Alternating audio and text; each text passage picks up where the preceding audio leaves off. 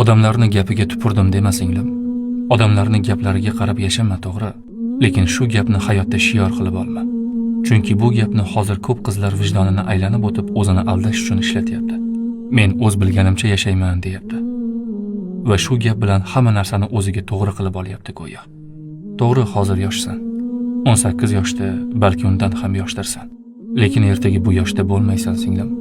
Bugun bu chiroying bor, to'g'ri. Lekin bu chiroying ham o'tadi singlim.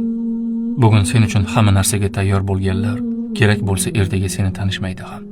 Shoxdan shoxga o'tib yurish bu erkinlik emas. Qo'lma-qo'l bo'lib yurish esa zamonaviylik emas. Oxiri nima bo'lishi aniq-ku. Hurmatingni, qadringni va eng yomoni qiymatingni yo'qotasan. Men seni odamlar nima deydi deb qo'rqib yashashingni emas, balki o'zingni saqlab yashashingni xohlayman singlim. Odamlarning gapidan emas, Allohdan, ota-onangdan, o'zingdan uyalib yasha singlim. Oila senga to'siq emas.